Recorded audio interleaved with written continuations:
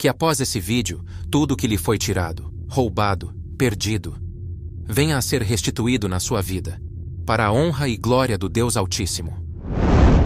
Vida financeira. O mundo é baseado no dinheiro. As pessoas medem as outras pelo que possuem. Se você está bem financeiramente, todos te ouvem e querem estar perto de você. Mas quando a coisa está feia, a pessoa se vê isolada. Aqueles que se diziam amigos acabam se afastando, com medo de ter que emprestar dinheiro, ou por ter que ficar ouvindo lamentações. E uma vez que a vida financeira está amaldiçoada, todo o resto começa a desmoronar. As brigas dentro de casa começam a acontecer. Ofensas e acusações dão fim a relacionamentos. A pessoa se vê sem dinheiro, sem família, e logo acabam adoecendo. Pois uma vez que a vida financeira e sentimental é destruída, a pessoa passa a ser movida por uma instabilidade e, muitas das vezes, acaba querendo ceifar a própria vida. O mal age com um efeito dominó, atingindo de forma dura as 4 áreas do ser humano: o financeiro, os relacionamentos, a saúde e, finalmente, a vida espiritual. Hoje, no canal Sintonia Divina, iremos falar das 4 pragas descritas no livro de Joel e que ainda atuam nos dias de hoje. E pelos mesmos motivos. Assista até o final, pois há uma dessas pragas espirituais que só sai com uma única ação do ser humano. E no final eu vou te revelar que ação é essa. E que, em nome de Jesus, você possa reverter essa situação de ataque espiritual.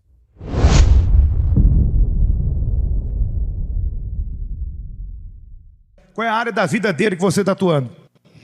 Financeira. O que você está aprendendo? Dinheiro. Muitas pessoas veem sua vida travada e não se dão conta que há uma praga espiritual em suas vidas.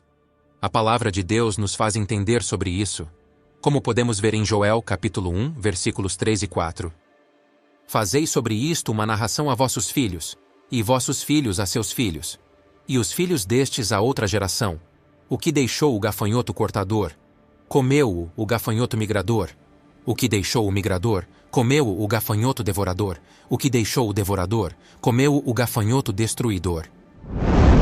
Vemos nessa passagem que o Altíssimo ordena que essa mensagem seja passada de geração em geração. Ela foi feita em um período de grande sofrimento do povo israelita. Uma praga devastadora havia tomado conta da nação de Israel. A fome tomou conta da nação, onde uma praga de gafanhotos se instaurou naquela nação. Eles foram chamados de cortador, migrador, devorador e destruidor. Todo tipo de plantação em Israel sofreu ataques de insetos devastadores. A destruição foi tão grande que nem os frutos, nem as folhas, ou até mesmo as cascas das árvores, foram preservados. Isso aconteceu porque a proteção divina de Deus havia sido retirada, pois o povo de Israel havia desobedecido ao Altíssimo, e por conta disso, veio uma destruição sem precedentes naquela nação. A verdade é que o povo de Israel voluntariamente se afastou de Deus e acabou se expondo às mais diversas aflições. Hoje, a maioria das pessoas não vivem da agricultura, mas a atuação dessas pragas ainda ocorre de forma atualizada e espiritual. E por conta disso, Deus instruiu que essa passagem do livro de Joel fosse transmitida de geração em geração, a fim de alertar sobre o que aconteceu com o povo de Israel naquele período, para servir de exemplo a todos que viriam posteriormente. Mas, infelizmente, as pessoas continuam a cometer os mesmos erros do passado. E a manifestação dessas pragas se repetem anos após anos, na vida de muitas pessoas. O cortador. A atuação do cortador na vida de uma pessoa permanece 24 horas por dia. Quem tem um cortador na vida espiritual acaba tendo cortado todas as oportunidades de trabalho, todas as oportunidades de relacionamentos. Coisas acontecem como uma entrevista de trabalho, onde o entrevistador demonstra claramente que gostou do perfil da pessoa. Tudo a qualifica para a vaga, mas na sequência é rejeitada, e em seu lugar é colocada uma outra pessoa.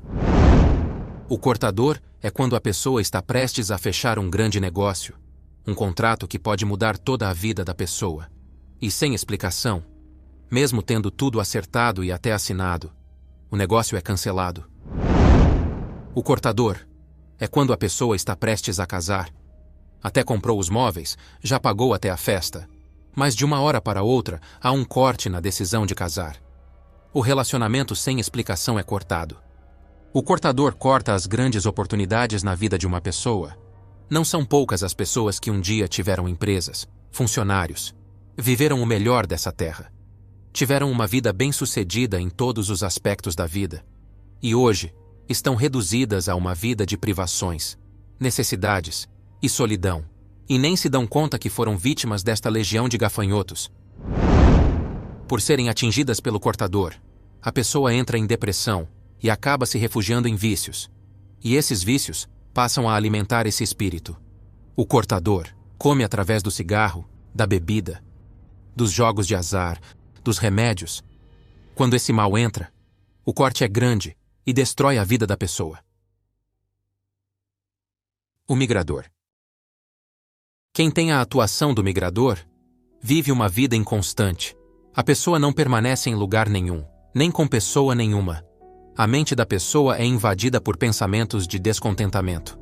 A pessoa só consegue ver o lado negativo das coisas, seja no trabalho, seja na vida sentimental ou familiar. Com isso, a pessoa vive querendo mudar, sempre em busca de um lugar ou alguém ideal, mas nunca acham o que espera. Mudam de relacionamentos, mudam de cidade, mudam do país, vivem migrando, mas o alívio é por um curto período de tempo. Logo a pessoa já começa a se enjoar daquilo e quer migrar novamente. A pessoa não estabelece, pois em sua mente há a atuação do migrador. A pessoa fica cega, não consegue perceber isso em si mesma.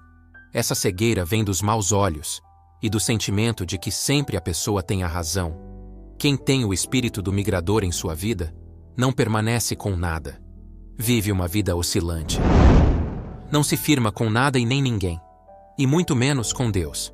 Não é raro pessoas com o espírito migrador ficar trocando de igreja ou até mesmo deixando a fé para experimentar outras coisas. Tudo por conta de buscar aquilo que nunca conseguem alcançar. Pois o problema desse tipo de pessoa não está do lado de fora, e sim, dentro dela. O devorador. A legião de devorador é mais arrasadora do que as duas primeiras legiões. Quando esse tipo de espírito se manifesta na vida de uma pessoa, ele a deixa passando fome. Toma a casa, o apartamento, a empresa, toma a pessoa que ama. E tudo acontece de forma repentina e sem nenhuma explicação. O devorador é tão terrível que em um pouco tempo leva a pessoa a uma vida de miséria e de dor. Esses espíritos agem com uma estratégia de encurralar a pessoa numa situação de dívidas e prejuízos, de depressão profunda e de desmotivação, de forma que a pessoa pensa que jamais irá conseguir se livrar das dívidas ou de recuperar aquilo que perdeu. A atuação desse mal é terrível e rápida. O que a pessoa levou anos para conseguir é dizimado em questão de meses ou até dias. Diante dessas complicações, a pessoa acaba sendo processada. Seus bens vão a leilão. Intimações começam a chegar. E até ameaças de morte acabam surgindo. A pessoa fica sem crédito, sem moral, e a sua palavra não tem mais valor para ninguém. Às vezes, essas perdas vêm de intempéries da natureza, como água, fogo ou vento, de forma que a pessoa perde tudo da noite para o dia. A pessoa é tomada por uma forte angústia. A pessoa se sente um lixo. Os amigos fogem desse tipo de pessoa, pois a pessoa é envolvida por uma atmosfera de sofrimento. E esse espírito devorador só tem um jeito de ser retirado. No final do vídeo, eu vou te revelar como. O destruidor. O foco da atuação desse mal é a morte. Esse tipo de espírito induz, falando ao ouvido das pessoas para fazerem uma besteira. Esse mal provoca desastres fatais. Quem está sobre o ataque desse mal já vem vivendo a atuação dos males anteriores. Porém, o destruidor potencializa os sentimentos de tudo que se perdeu. E a pessoa sente dentro dela uma opressão, uma angústia, e se vê sem saída. Por conta disso, a pessoa acaba achando que ceifando a própria vida, o sofrimento irá acabar. E mal sabem elas que, na verdade, fazendo isso, estarão condenando a sua alma a algo ainda muito pior e sem precedentes. Esse mal traz uma escuridão na vida da pessoa. É o golpe fatal na atuação dessas 4 pragas do inferno. Mas uma coisa que você tem que entender: quem tem a sua vida invadida por essas pragas espirituais é porque Deus permitiu. E essa permissão só foi concedida por conta da pessoa ter dado brecha para o diabo. E uma vez que a pessoa perde a proteção do Altíssimo, ela passa a estar vulnerável no mundo espiritual, e a entrada de pragas espirituais acontece. E Deus, em sua palavra, deu um alerta ao povo de Israel, e que serve de alerta para nós nos dias de hoje, como podemos ver em Joel capítulo 1 versículo 5 a 7. Despertai-vos, bêbados, e chorai. Gemei, todos os que bebeis vinho, por causa do mosto, porque tirado é da vossa boca, porque subiu contra a minha terra uma nação poderosa e sem número. Os seus dentes são dentes de leão, e tem queixadas de um leão velho. Fez da minha vide uma assolação, e tirou a casca da minha figueira, despiu-a toda, e a lançou por terra. Os seus sarmentos se embranqueceram. Deus compara a pessoa que se afasta dele como uma pessoa embriagada, pois a pessoa embriagada fica sem sensibilidade moral e sem controle, a ponto de não conseguir enxergar os próprios erros.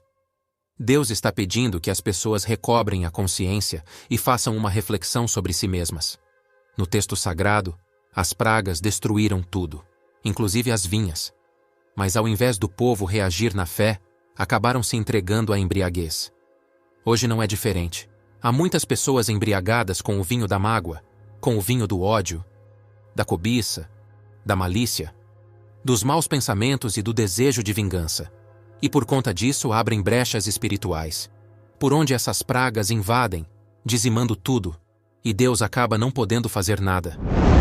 Pois a pessoa com as suas condutas dá legalidade para a atuação do mal em suas vidas. A única forma da pessoa reverter essa situação é deixando a embriaguez espiritual, assumindo a responsabilidade pela sua vida e deixando de culpar aos outros, assumindo uma vida com Deus e fechando todas as brechas espirituais por onde o mal acaba entrando. Mas para isso, a pessoa tem que ter humildade, reconhecer diante de Deus que errou, que deu brecha. A pessoa tem que tirar a mágoa do coração, tem que se reconciliar mesmo com quem lhe fez mal. Tem que liberar perdão. Tem que arrancar os maus olhos. Não é só roubo, prostituição e idolatria que abrem brechas para esses espíritos, coisas e manias que as pessoas têm em seu dia a dia. Podem abrir essas brechas também. E mesmo quem se diz de Deus se vê sendo assolado por essas pragas. E Deus fica esperando a pessoa recobrar a consciência. Como podemos ver em Joel capítulo 2, versículo 17. Chorem os sacerdotes, ministros do Senhor, entre o alpendre e o altar e digam: poupa a teu povo, ó Senhor, e não entregues a tua herança ao opróbrio, para que os gentios o dominem. Porque diriam entre os povos: onde está o seu Deus? Como vemos nessa passagem, Israel, a nação escolhida, seria afrontada pelos povos idólatras, ao ser questionada sobre a existência do Deus Altíssimo, se não houvesse por parte de Israel uma reconciliação imediata com Deus. A missão de mostrar às demais nações quem era o verdadeiro Deus seria frustrada. E hoje, quantos cristãos têm refletido um péssimo exemplo por causa do seu mau proceder, de sua fé acomodada e da falta de compromisso espiritual sério com Deus? Cristãos que, em vez de influenciarem positivamente o mundo, são atraídos por ele. Lembra do devorador? A única maneira de arrancar o devorador da vida de uma pessoa é devolvendo as primícias de Deus. Como podemos ver em Malaquias 3 versículos 10 e 11. Trazei todos os dízimos à casa do tesouro, para que haja mantimento na minha casa, e depois fazei prova de mim nisto, diz o Senhor dos Exércitos, se eu não vos abrir as janelas do céu, e não derramar sobre vós uma bênção tal, até que não haja lugar suficiente para a recolherdes.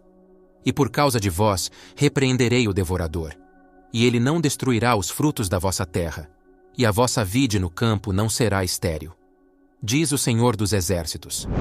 Quando a pessoa entrega as primícias para Deus, o devorador é repreendido e impedido de atuar.